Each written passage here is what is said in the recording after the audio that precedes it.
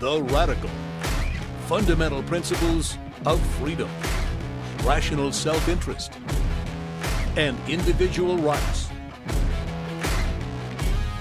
This is the Yaron Brook Show. All right, everybody, welcome to Yaron Brook Show on this, I don't know what day it is anymore. It's Friday, yes. The weekend is upon us. And I'm excited because I'm back in Puerto Rico. Yeah, I mean, hopefully this setup is familiar too. But I'm excited not only because I'm back in Puerto Rico, but I have a new sculpture. My wife bought me this amazing sculpture, so I'm going to bring it a little closer so you guys can see it. Oh, it's big. Look at that. All right.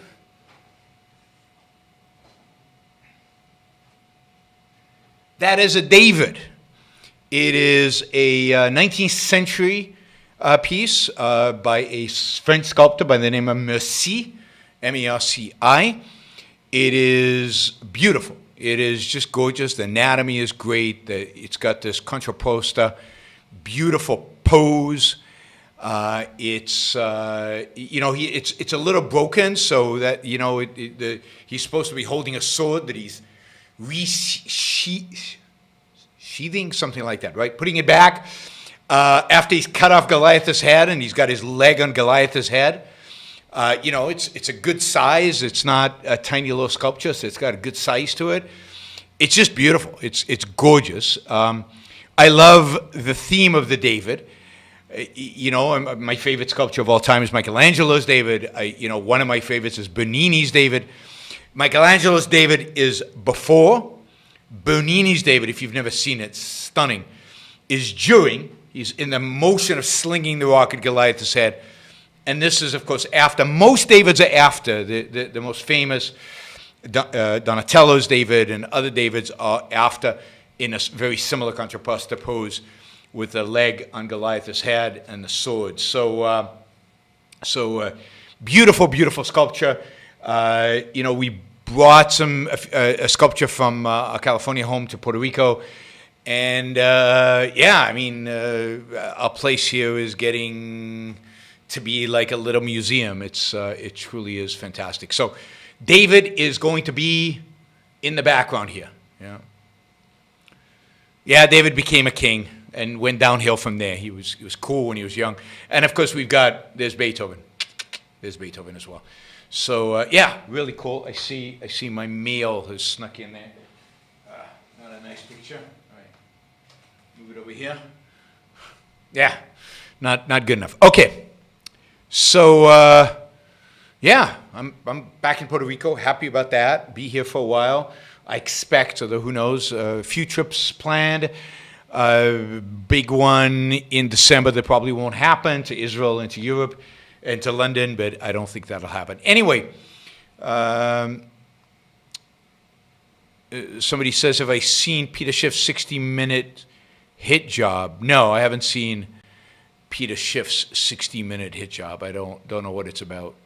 All right. So somebody's already attacking me for claiming that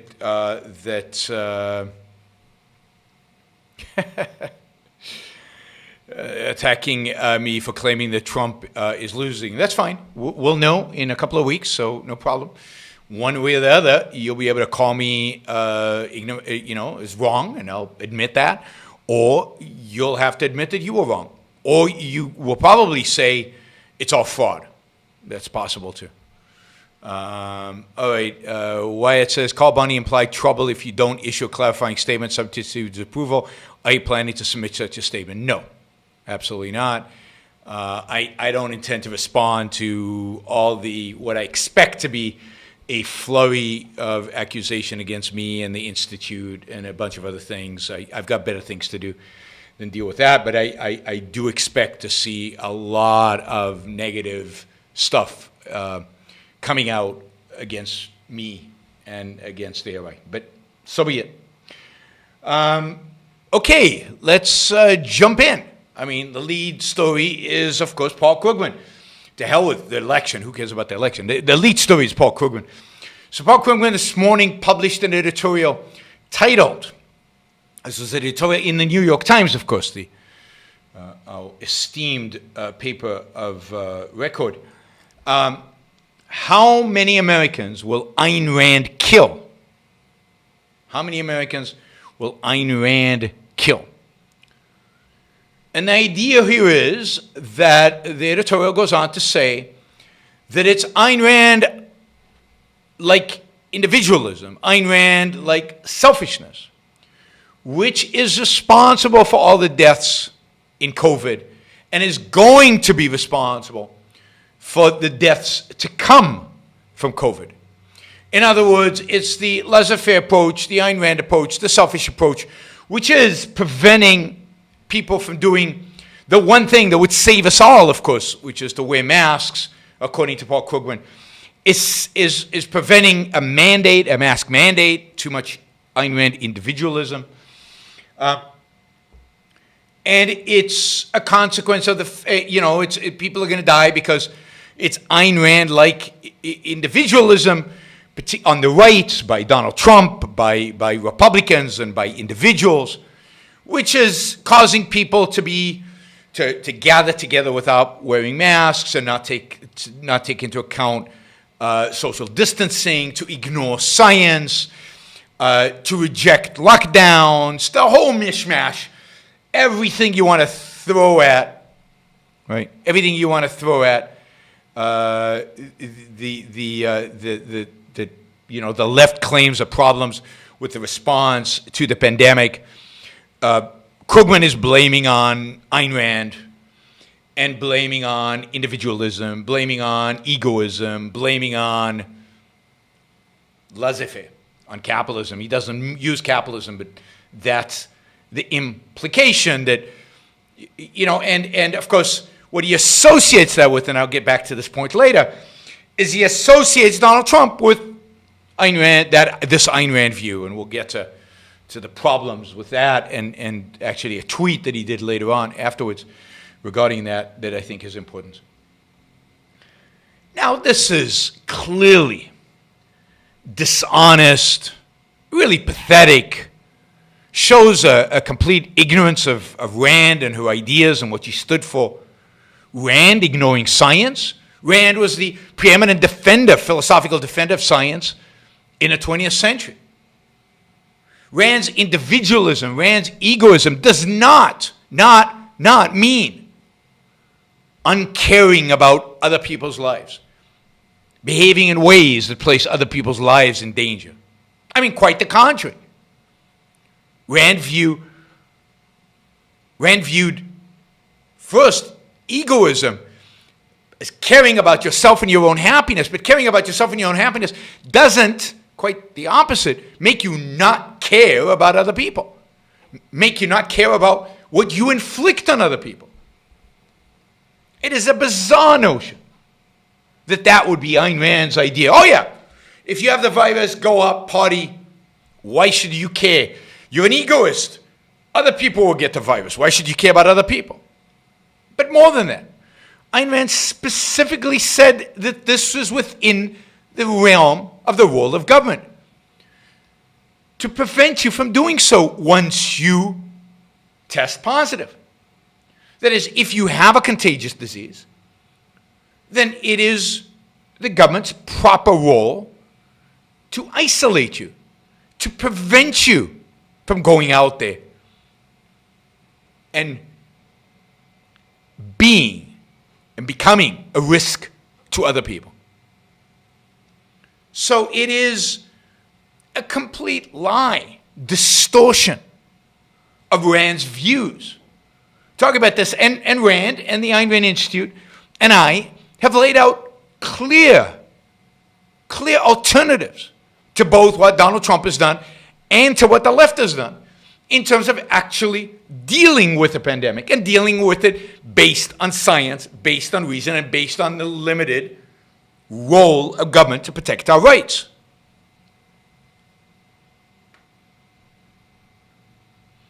But Krugman ignores all that. Truth doesn't matter to him. facts don't matter to him. What Ayn Rand actually said doesn't matter to him. What matters to him only, the hack that he is to distort, to pervert, to make those he disagrees with look as bad as possible. Now, this is not the first time he has mentioned Ayn Rand. Indeed, he has mentioned Ayn Rand many, many, many times over the years. It seems like a pet thing for Paul Krugman to do, is to mention Ayn Rand at every opportunity possible. You get a sense that Krugman actually cares about Ayn Rand. Why would he mention her so often if he didn't? And I think with Krugman, it's clear. Krugman's smart. We'll get to my analysis of Krugman in a minute, beyond this op-ed. But Krugman is smart. And Krugman is experienced. He's been around. He's done debates. He's gone up against all kinds of people. He knows what the right, in terms of what the right's opposition to his views is. Fundamentally, he knows, I've no doubt in my mind that he knows, that the only real opposition his fundamental beliefs have, his altruism, his collectivism, his indeed evasion of reality have, is Ayn Rand.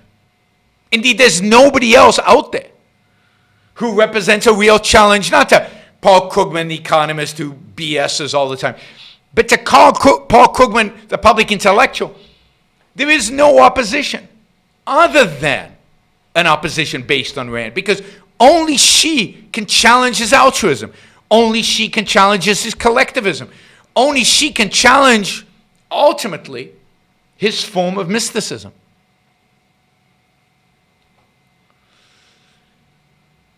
So Paul repeatedly attacks her, repeatedly brings her up.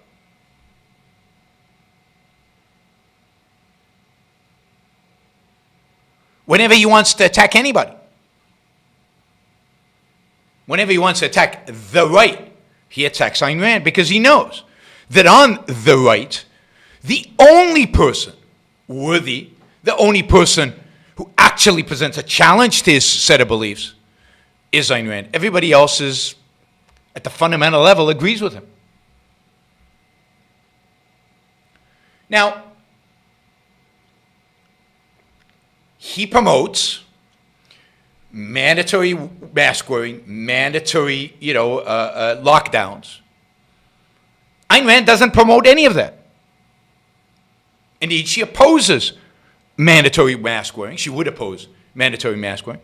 And she would oppose lockdowns, as we have from the beginning. But that's not because she's anti-science. It's because she's pro-science. And she would not oppose wearing masks in the right context, in the right place, where a mask might help. And it's not because, Paul Krugman says, well, a mask protects other people. It doesn't protect you so much, so she would be opposed to it. He implies that. Really? It's getting Ayn Rand wrong. But Rand, because of the science, because of the mask wearing, because of the science,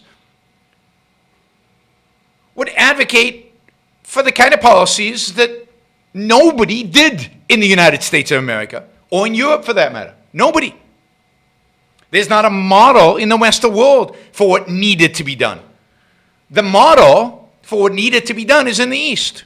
It's in Taiwan. But Paul Krugman thinks that government is the solution to COVID, when government has proven completely and utterly incompetent in the United States in dealing with COVID. The Trump administration is a complete and utter disaster and failure when it comes to COVID. And the governors have been complete and utter disasters and failures when it comes to COVID, particularly when you take into account the economic effects of what they did. The solution is what Taiwan did, where you saw actual leadership, where you saw actual science-based plan, where you actually saw a science-based plan executed well, and you got very few cases, almost no deaths, and no shutdown of the economy and almost no economic consequences directly from COVID. Sweden didn't do the right thing. Sweden did the right thing in some aspects and blew it in other aspects. That's why Sweden had relatively high death rates as compared to its Scandinavian neighbors. And it got a hit economically. Not as bad as the United States and the UK, but worse than Taiwan. The model for the way to deal with this was the Taiwanese. I mean, Sweden's doing okay right now, but they suffered a lot of deaths, and they suffered a lot of deaths because they didn't do what Taiwan did. And we didn't do what Taiwan did. And nobody in the West did what Taiwan did, which is test, test, test. Isolate people who have the virus. Test, trace, isolate. I've been saying this from February. Test, trace, isolate. And if you do that early, if you do that aggressively, if you do that on scale, you don't need anything else. Masks are probably superfluous, although it probably makes sense to wear a mask in crowded areas, in elevators, and offices and places like that for a while. But if we had, in February, ramped up testing, if we had in February taken this seriously, if we had in February done what Taiwan had done, this would be all over. This would be gone. But no, we meandered. We couldn't make a decision. We couldn't come up with a strategy. We screwed it up at every single level. And then when the federal government was like, we have no idea what to do, we're completely incompetent, then the states took over, and the little authoritarian dictators, Andrew Cuomo and Gavin Newsom and all these others, used their authoritarian instincts to shut everybody down and to sacrifice our economy and to send old people to nursing homes and to basically exacerbate this crisis and make it 10 times worse than it had to be. You start with a federal government failure, and then you get, on top of that, state-level failures, one on top of the other, and there's no end to it. And it's still going on. It's still going on. Numbers are increasing. We'll see what happened to death rates. Death rates have not increased anywhere near, but hospitalization rates are high. Luckily, not luckily, because of our great, of this country's great biotech industry, because of amazing doctors and nurses, because of healthcare professionals, we now are better, much better at treating COVID. So yes, death rates are going to be a lot lower. But the 200,000 dead, that's on the federal government. That's on Trump. That's on Cuomo. That's on Newsom. That's on these guys. That's in our political class. And I include Trump in our political class. That's in our government. But what Paul Krugman wants is more central planning. What Krugman wants is more of the same nonsense. Yeah, I mean, JDS writes from New Zealand, he writes that Taiwan had significantly less cases than New Zealand. New Zealand had one of the strictest lockdowns in the world. That's right. And they're both islands. And I don't know if they have similar populations. I think Taiwan has a bigger population than New Zealand. And yet, Taiwan executed. It executed. It did what was necessary. Test, trace, isolate. Not that hard, guys. And that's what Sweden, by the way, didn't do. And because Sweden didn't do that, they had death rates that were unnecessary. They had large numbers of cases unnecessarily. I'm glad they didn't lock down. But what the government didn't do is they didn't properly test, particularly in nursing homes. A lot of elderly died in Sweden. Sweden is not this massive success story. Taiwan, even South Korea, are far, far better. The best cases are all in Asia. Taiwan, South Korea, Hong Kong, Singapore. Those are the best cases in terms of response to COVID. All right, back to Krugman. No, he blames Ayn Rand. He blames individualism. He blames egoism. Not even thinking or caring that Ayn Rand actually wrote about this, that Ayn Rand actually has an opinion about this. Now, I'm gonna get to that, Jonathan. I saw that already. Now, this morning, when this came out, people started going after the New York Times. And the Ayn Rand Institute launched on Twitter. We sent a letter to the editor. We tweeted Krugman. We put out 2 videos about this. One of them, Ayn Rand speaking about the proper government response to pandemics. The other one, Ilan Journo and Onkar Ghate talking about the Krugman piece. It all went, we got a lot of stuff up and online challenging Krugman. So first, Krugman Tara Smith wrote an email to Paul Krugman. And the first thing was that Paul Krugman responded by tweeting the following. I'm getting some mail from people insisting that Ayn Rand had a more complicated than the caricature, right? It was more complicated than the caricature, right? So opinion was more complicated. Maybe, he says, but it doesn't matter, right? Facts don't matter. Reality doesn't matter. What she actually held doesn't matter. It's the right's idea of Rand that is killing thousands. Wow. So I'm going to smear Rand because these people over here might have a false view of her. That's just disgusting for a human being to have that kind of view. It doesn't matter what Rand actually said. It doesn't matter what her philosophy actually advocates. It doesn't matter what even her philosophy students, people studying Ayn Rand, think. What matters is some ignorant people on the right. I'm going to use that as the standard. Who cares about the truth? Well, Rand does. I mean, that's what the philosophy is about. It's about the truth, discovering the truth, seeking the truth in everything, including in this pandemic, figuring out what's right and wrong. Krugman doesn't care about the truth. So that was the first indication. I want to get about to this Rand and the right in a minute. So then we continued sending out material, tweeting and so on. And about an hour ago, the New York Times actually changed the title of the piece. They took Ayn Rand's name out. They took Ayn Rand's name out of the title. And they basically blame it on libertarianism. Now, Ayn Rand is still in the text. They haven't taken that out. And just to read you the paragraph that has Ayn Rand, Donald Trump's disastrous leadership is, of course, an important factor. But I also blame Ayn Rand. Or more generally, libertarianism gone bad. So now the title of the piece is Libertarianism Gone Bad. A misunderstanding of what freedom is all about. No. Ayn Rand understood exactly what freedom is about.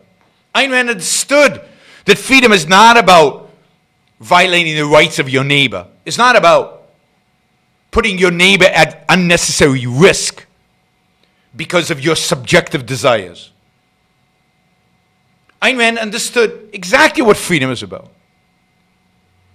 You are attributing ideas to Ayn Rand that are not true. And what's shocking is you don't care. You, Paul Krugman, don't care. Truth doesn't matter to you. The only thing that matters to you is, I guess, your subjective opinion. And using Ayn Rand's name in order to attract more readers. Using Ayn Rand's name as a doll you can push your pins in a voodoo ceremony. It is truly, truly disgusting. Don't know why I expected anything better from Paul Krugman, but still, just acknowledge you were wrong. But no. No, that ain't happening. All right. let's see. Oh, I wanted to say a little bit more about Krugman. I mean, Krugman used to be an economist. He's got his PhD in economics. He's got a Nobel Prize in economics. He used to write economics journals. I don't particularly think he was a good economist. He was kind of a mediocre, middle-of-the-road economist. He did win a Nobel Prize for an article he wrote about free trade, defending free trade. Not a bad article from everything I've read about it. But over the years, Krugman he actually wrote a textbook on economics, which is kind of a middle-of-the-road Keynesian economics book, but has, for example, a section on why minimum wages are bad economically, why they don't make any sense economically, why they hurt the poor. Paul Krugman used to have some sense. You know, his economic training provided him with that. But I'd say over the last 20 years, Paul Krugman has basically become a hack, a political hack. He will write anything to support his political agenda, the agenda of the left. Not the crazy left, maybe, but the middle-of-the-road left. The middle-of-the-road, but heavily tilted left. He also likes his own theories. So, for example, even though modern monetary theory is quite popular in the left these days, not with him. He's a big critic, partially because it's not his. But Paul Krugman has become a complete political hack. So now he writes editorials about how the minimum wage is really bad for the poor, even though when he was an economist in the old days, he knew better. Yeah, somebody says he's got a good article on why rent control is bad. But I wouldn't be surprised if the right circumstances came about and it was being advocated by the right candidate that Paul Krugman would write an article about how rent control is essential. He has no focus on truth, no focus on reality, but a complete pragmatist and a complete and utter sellout. In that sense, calling him an Ellsworth Toohey, which I know I have done in the past and many people have, is too much of a compliment for Paul Krugman. Krugman is not an Ellsworth Toohey. He's not an Ellsworth Toohey primarily because Ellsworth Toohey was much more self-aware, much more sophisticated, much more evil, much more manipulative, much more sophisticated. He is an Ellsworth Toohey in terms of the fact that he will say anything to achieve his aims. His aims are just not that interesting.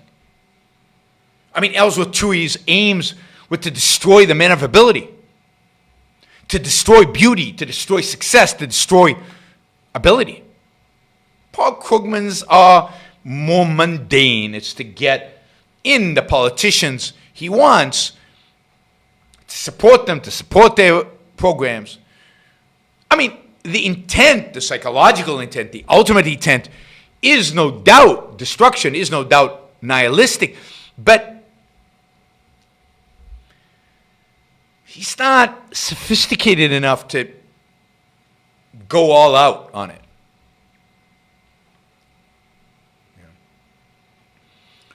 So Paul Krugman is a really, really, really bad guy who has a really, really, really shallow, weak understanding of economics and who is a statist, who would like to see the state grow, government influence grow, the role of the market shrink, and has really shallow economic interpretations of all of that. He is pretty pathetic. Somebody asked, how would you rank Krugman as an economist? I mean, as I said, he was probably a 4 to 5 pre-political hack, probably a 2, with 1 being the worst, 2 to 3, maybe 3 to 4 as a political hack. Well, 2 to 3. 2 to 3 is a political hack. So 4, around 5, 4.5, 5. Yeah, okay. So middle of the road back then, 2 to 3 now.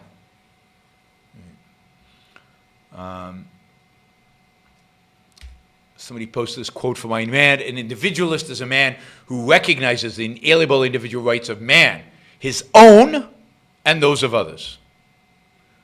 You can't ignore. If you have rights, so does everybody else. Rights are a universal concept. And if your rights are to be respected, so must everybody else's.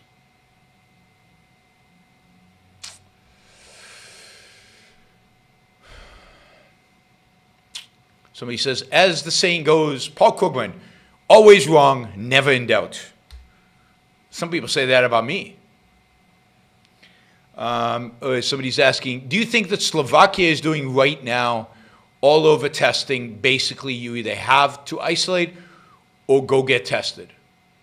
Yeah, I mean, I don't think that should be mandatory, but I think the idea of all our testing is good. That's the way you do it.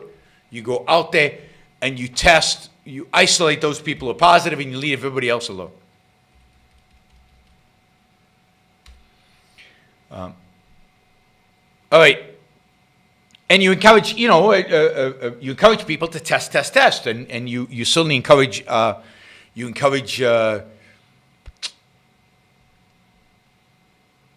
everybody to test. Now, somebody, Tom says, why didn't the government lock down other viruses? I don't think the government should have locked down over this virus. Why would they lock down over other viruses? AIDS, a very specific activity was required to get AIDS. Basically, anal sex. So it's relatively easy to control it.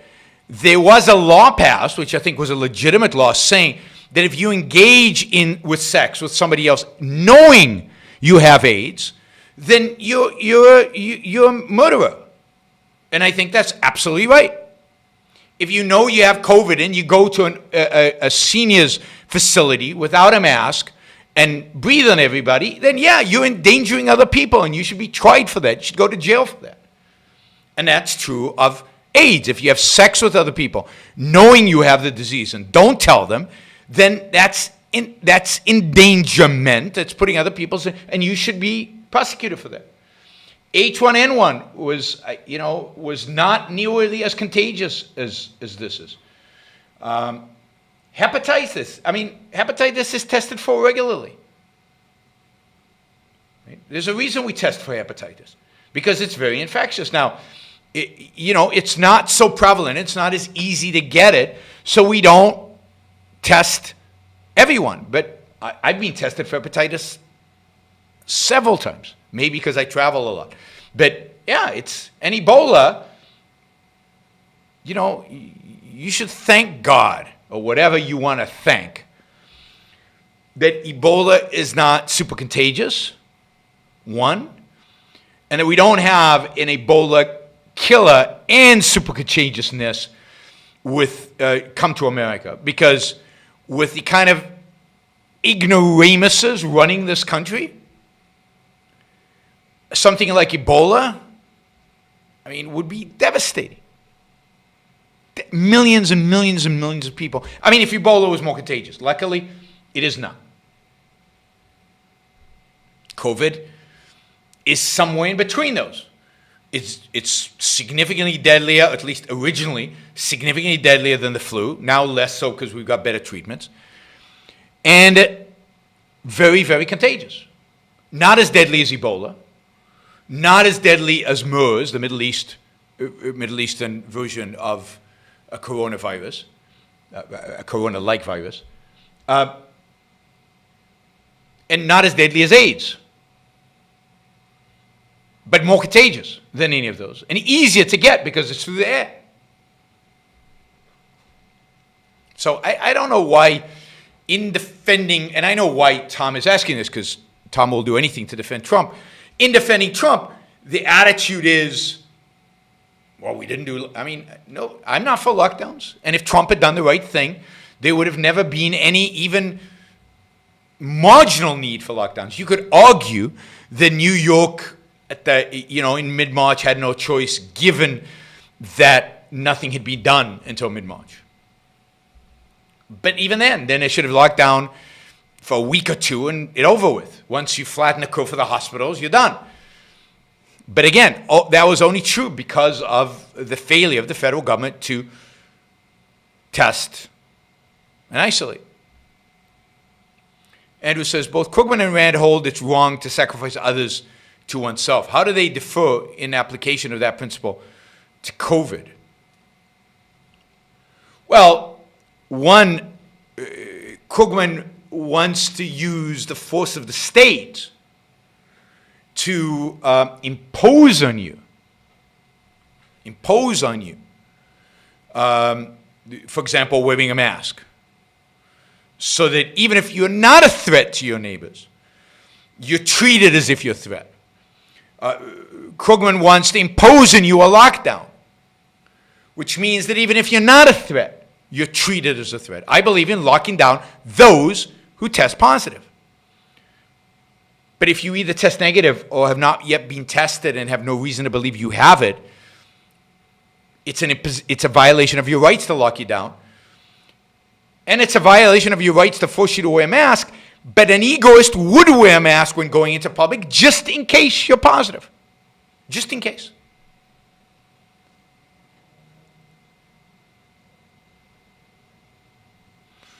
Riley says, I give Trump the benefit of the doubt on COVID the same way I gave Obama the benefit of the doubt of Syria. I didn't give Obama the benefit of the doubt of Syria one iota of the benefit of doubt on Syria. You should have heard me rile against Obama on Syria, and I certainly don't give Trump a benefit of the doubt on COVID. I mean, given everything we know today about his incompetence during that period, why would you give him the benefit of the doubt? We've got the data. We know exactly what happened. We know about the constant non-ending denials during February, and we know he knew how deadly this was in January.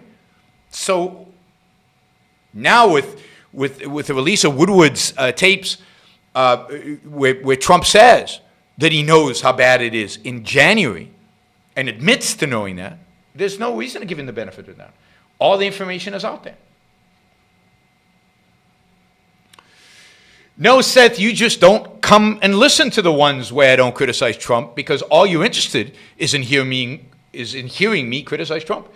I've done lots of podcasts, but the titles don't attract you because they're about important issues like ethics and other stuff, which doesn't interest you. All you care about is Trump, Trump, Trump, Trump, Trump, Trump, Trump. All right. So that is Paul Krugman. And yes, I want to make this important point. I think it's really, really crucial, right? Really, really crucial. And that is that Paul Krugman says, right, well, I'm not, okay, so maybe Ayn Rand didn't say this. But this is what the right interpreter is saying, and this is how they act. Now, there's a lot wrong with that because the right does not use Ayn Rand to act. But one of the reasons I'm so anti-Trump, one of the reasons I've been going after Trump since 2015, unrelentingly so, and with complete justification, I might add, is because I see the danger in people associating Trump with Ayn Rand.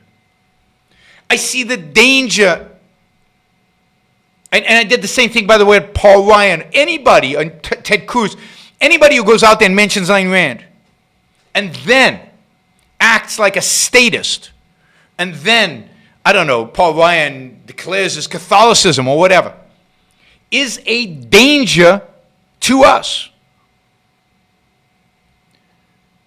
The idea that these, particularly Trump, these people get associated with objectivism or Ayn Rand's ideas is so horrific and disgusting that yes, one of the reasons I do it, I go after Trump, is to make clear he has nothing to do with Ayn Rand. He stands for nothing in common with Ayn Rand. He does not represent Ayn Rand in any way. And Paul Krugman's tweet just strengthens my commitment to continuing to do that. Okay, I think I'm done with Paul Krugman. Debate. Did you guys see the debate yesterday? It was different than the first debate. It was significantly different than the first debate.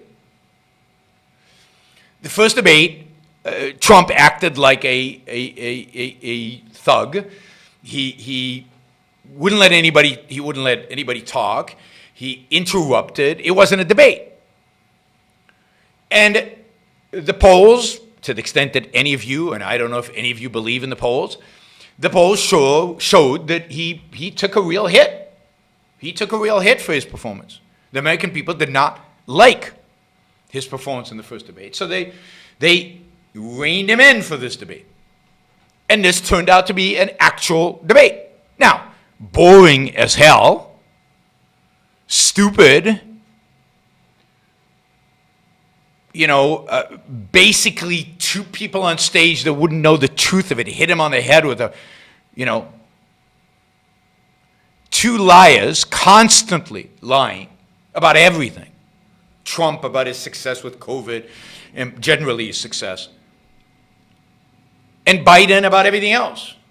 Just the lies that Biden mentioned, just a few, big ones were nobody lost their insurance under Obamacare. Really?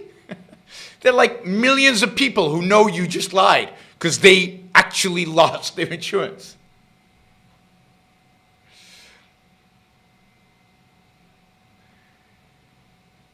There were a few like that Biden hit that are so easy to show that are wrong that it's pretty pathetic that he resorted to those kind of debates. Maybe he's learned from Trump that you can lie and lie and lie and lie and nobody cares. Nobody cares. Certainly not your fans. Certainly not the people who actually support you. They don't care. You can lie all you want. There wasn't a single principle in sight. Neither one of these guys knows what a principle is. Knows what the truth is, never mind what a principle is. They don't know what the truth is, and they don't know what a principle is. He was all rambling about this concrete and this issue and that issue. I mean, even on issues where I agree with Trump, he did such a terrible job defending them. So the reason, by the way, we shouldn't be involved in the Paris Accord is not because it's a terrible accord and the whole issue of climate change is blown out of proportion, and the Paris Accord deals with it very badly. No, that's not why we should be against the Paris Accord. We should be against the Paris Accord because the Paris Accord is not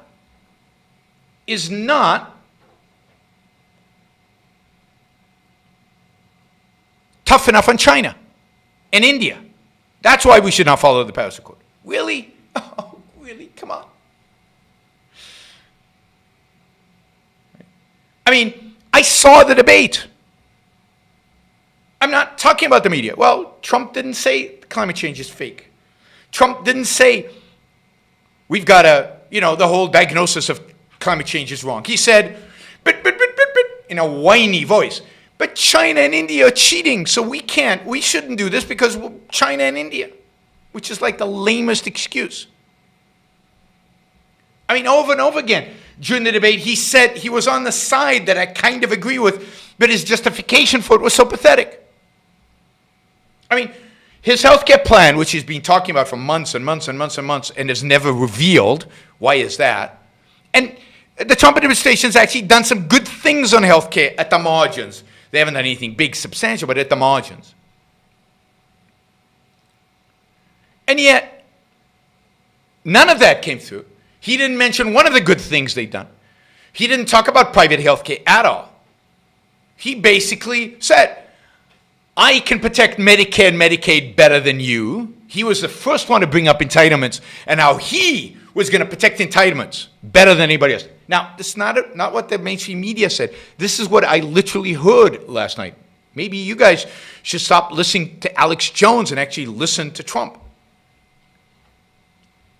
And he was going to defend people with pre-existing conditions. So we had two socialists on the stage. Two socialists. Go pick. Okay, Michael is putting in $100 into this. All right, thank you, Michael. That is fantastic. By the way, a few things, and I'll get to Michael's question.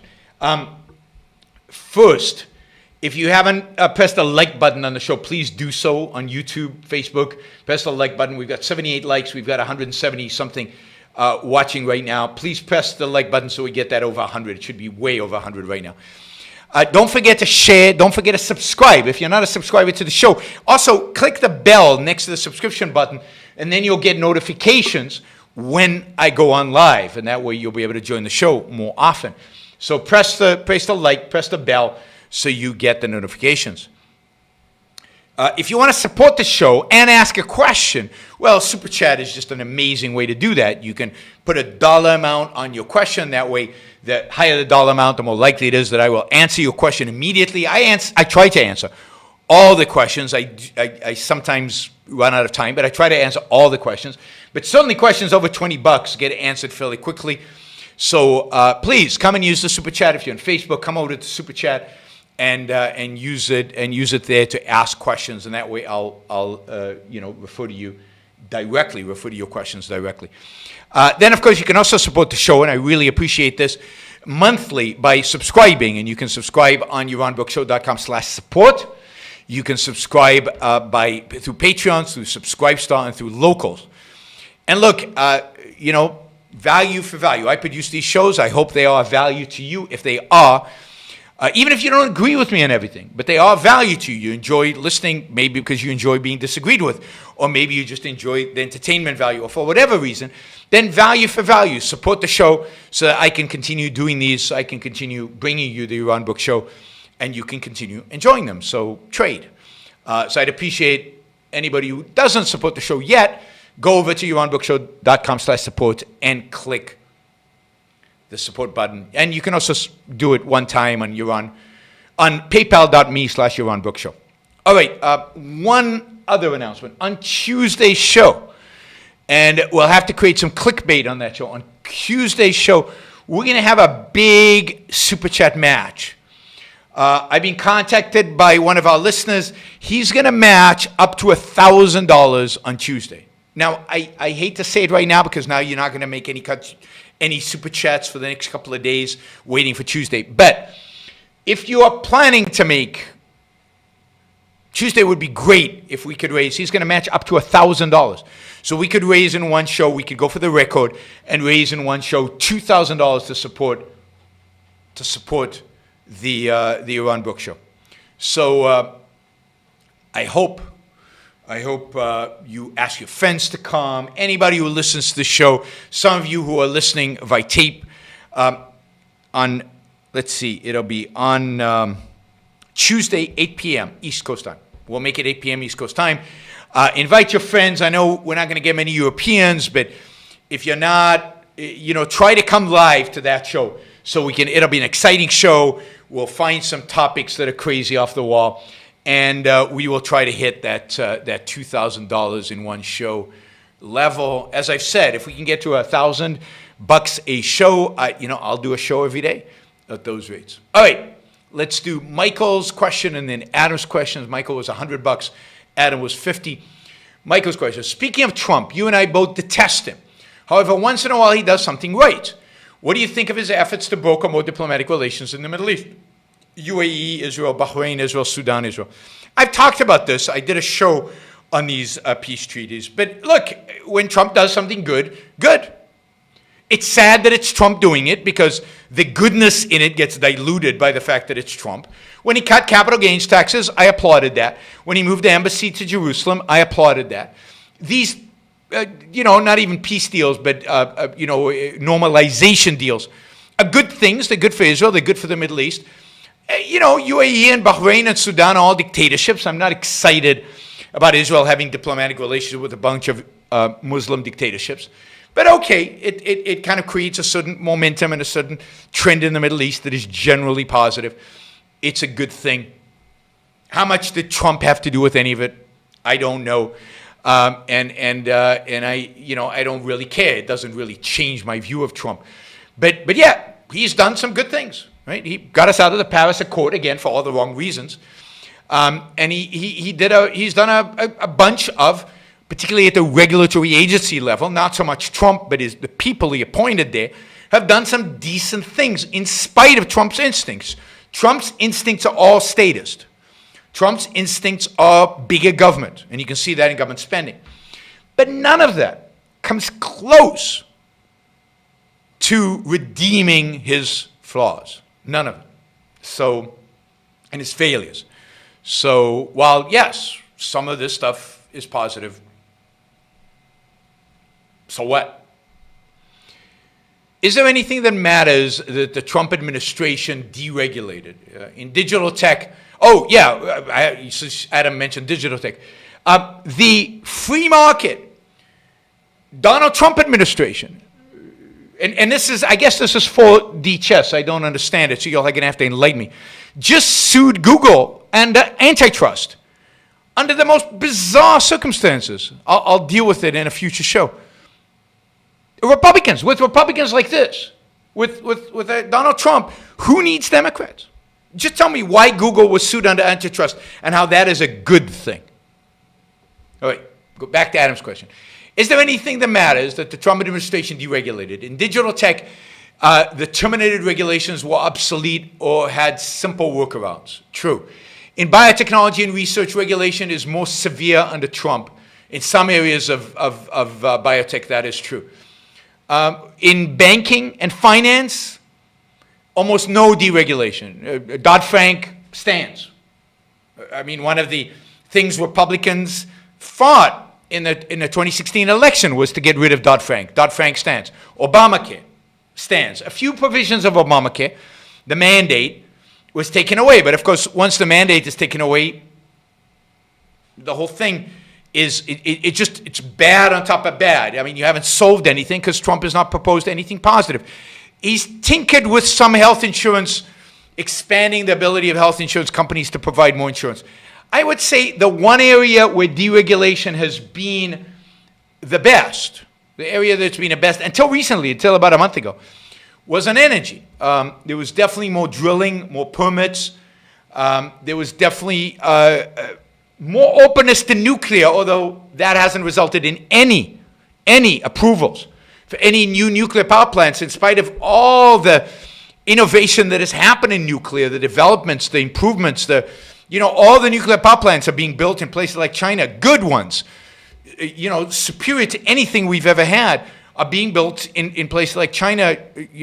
I don't even know if some places in Europe are building them, but none in the United States.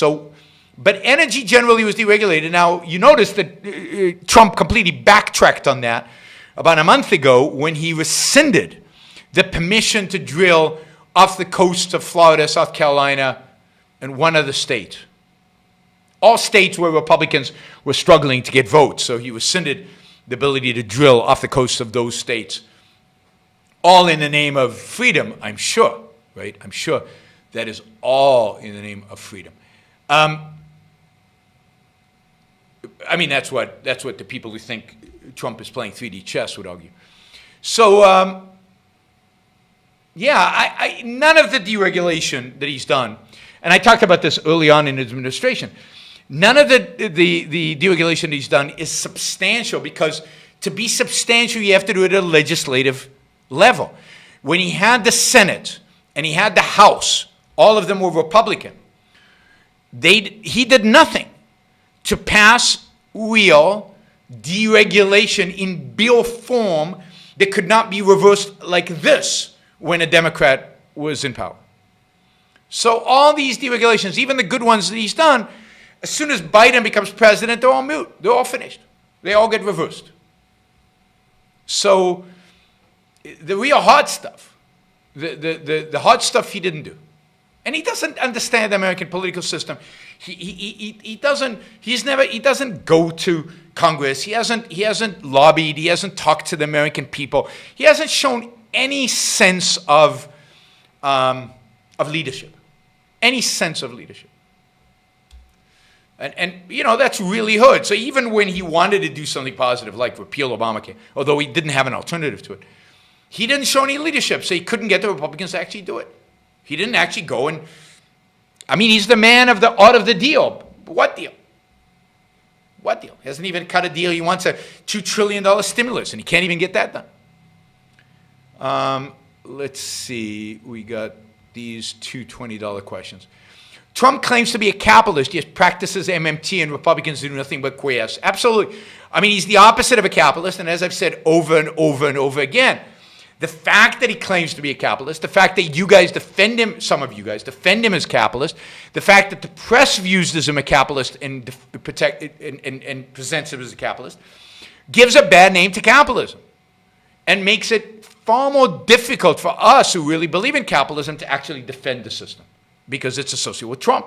And Trump's not a capitalist. Whatever he is, capitalist, he's not.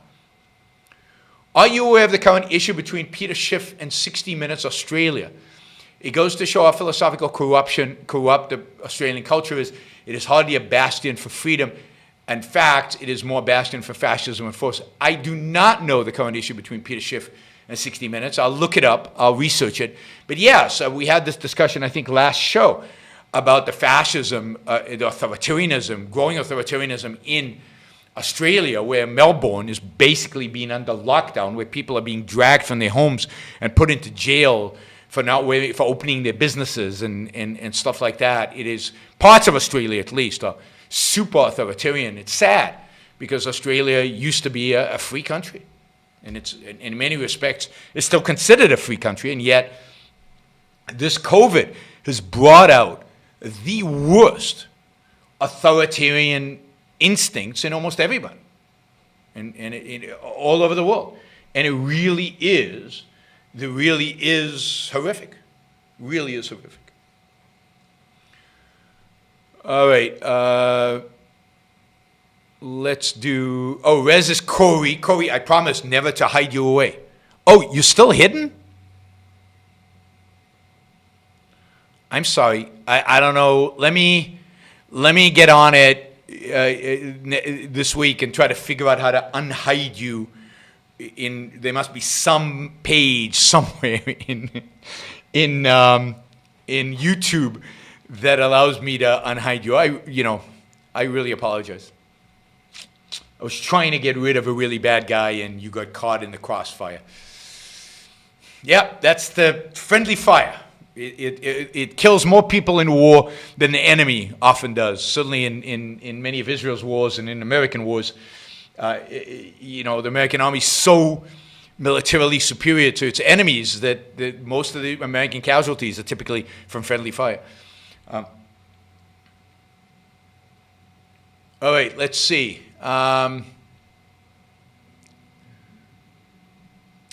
Would a war against Iran now be justified or too late and random?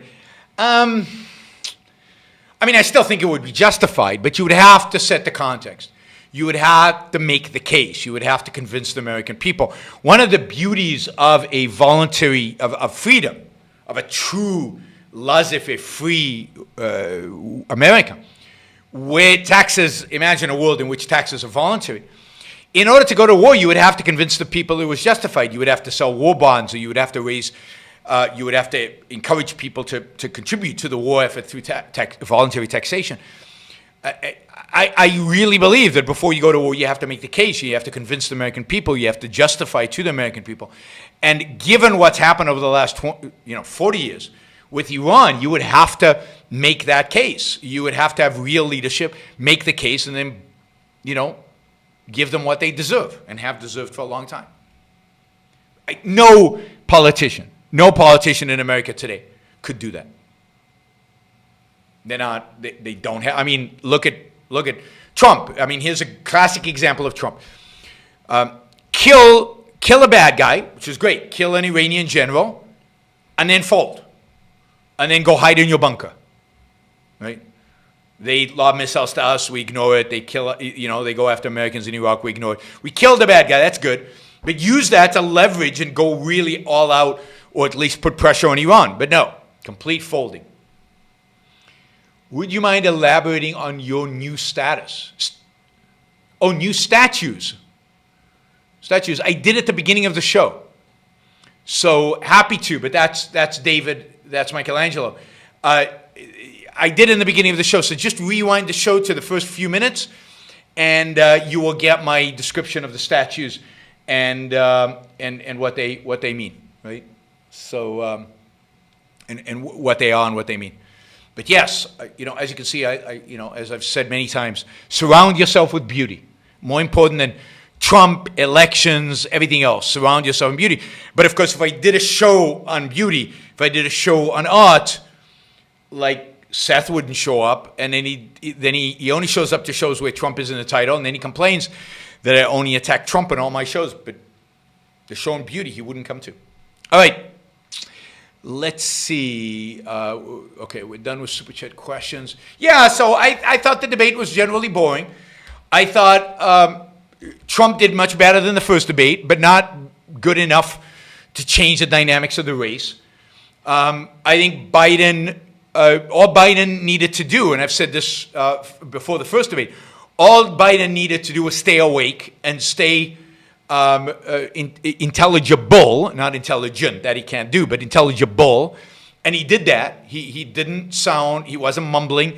He didn't sound like he has Alzheimer's. He didn't fall asleep. He a few places you could see was searching for a word, but I do too, so can't blame him for that. So generally I think both debates, turned into, were good for Biden and bad or mediocre had no impact. I mean, Trump right now is way behind Biden, not based on CNN, based on Fox News. Fox News has Trump being crushed in this election, based on their poll. Now, polls have been wrong. Polls could be wrong again. Absolutely. There's still a chance Trump could win, but right now, not only does it look like Trump is going to lose, but it looks like Trump is going to bring down the Republican majority in the Senate, and the Democrats are going to increase their control of the House. So you are going to get a clean sweep for the Democrats. I warned you of this when you elected Trump. I warned you of this when you chose Trump in the primary, that Trump was going to bring down the Republican Party, and I think he has, and I think you'll see that on election night. That's my prediction. If I turned out to be wrong, I'm sure you'll call me on it.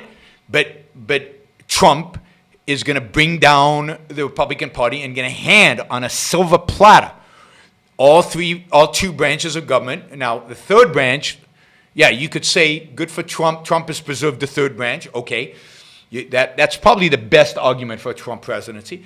But he has completely destroyed the other two. So you can have a House, Senate, and presidency in the hands of Republicans with significant majorities in the House, a small majority in the Senate, and they're going to roll. They're going to do whatever they want to do. Now, luckily, they're not going to be able to get their act together because they're Democrats, after all, and they're politicians.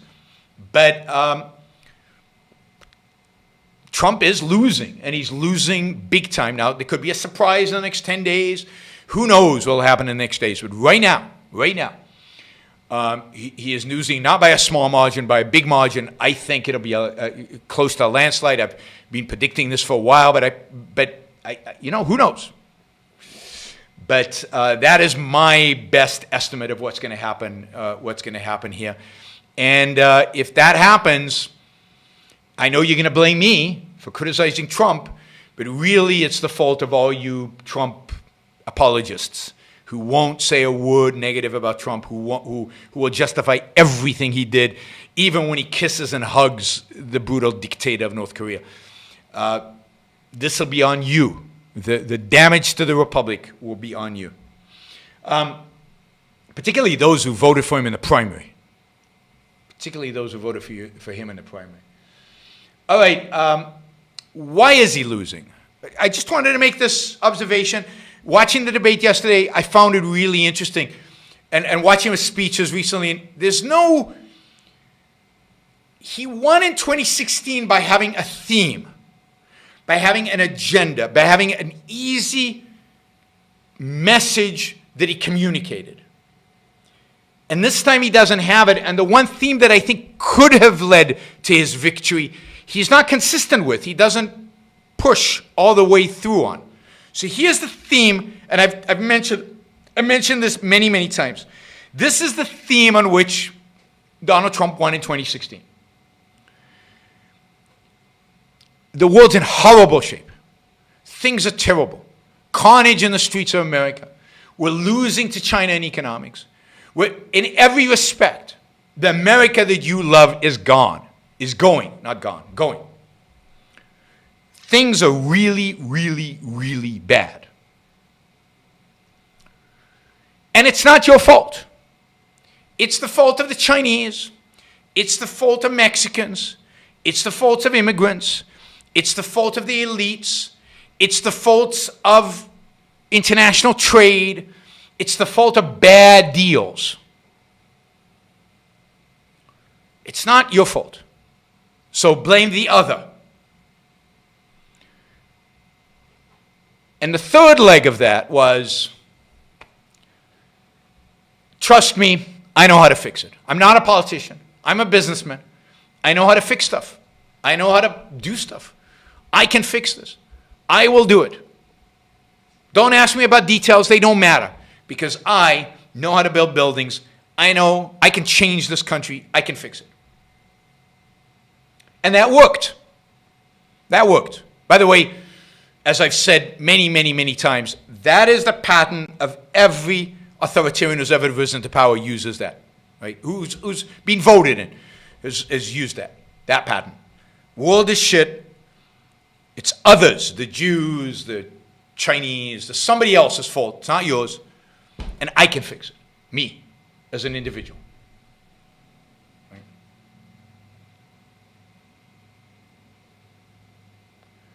Now,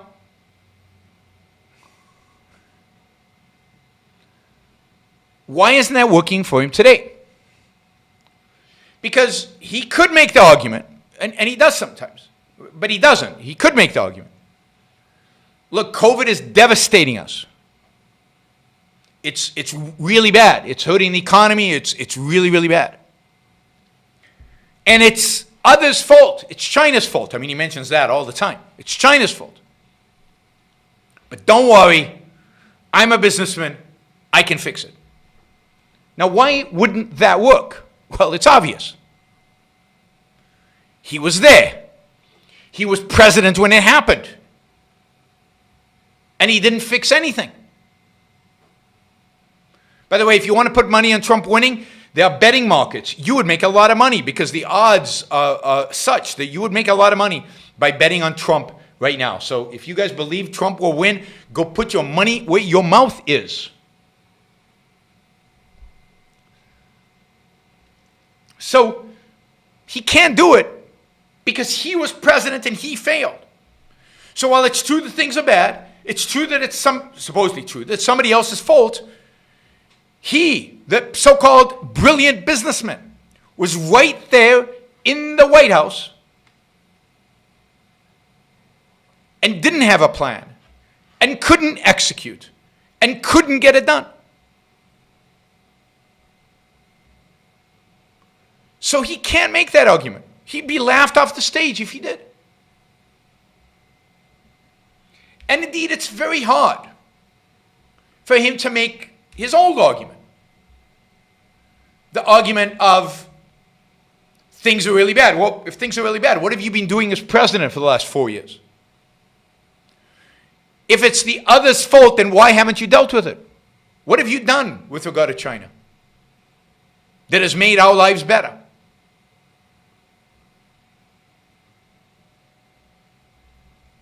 What have you done with regard to violence?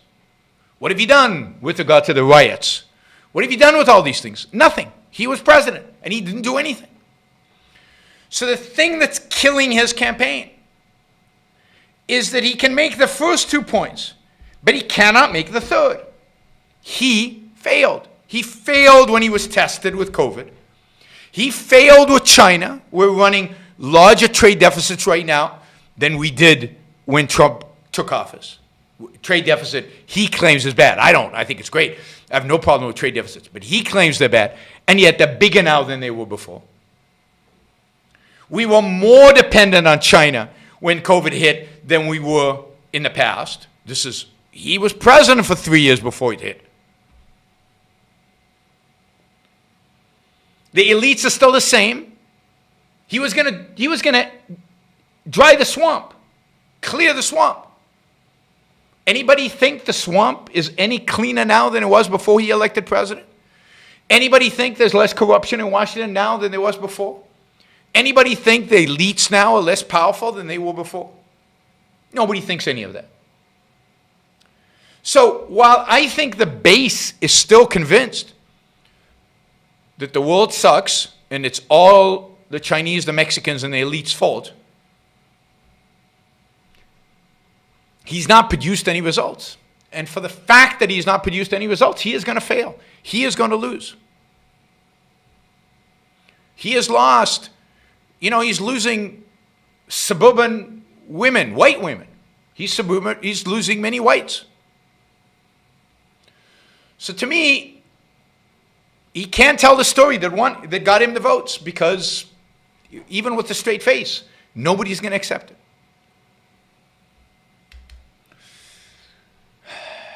What do you think of the Giuliani video in the upcoming Borat movie? I think it shows Rudy to be a complete douchebag. Not illegal, but slimy and terrible judgment. Michael, you haven't listened to my shows recently.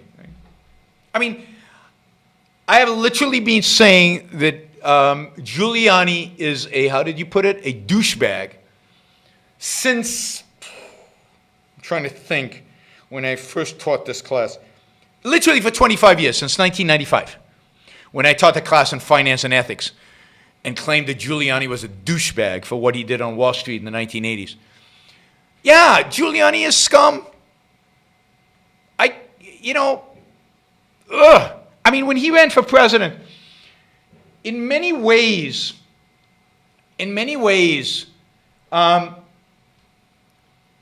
he fit what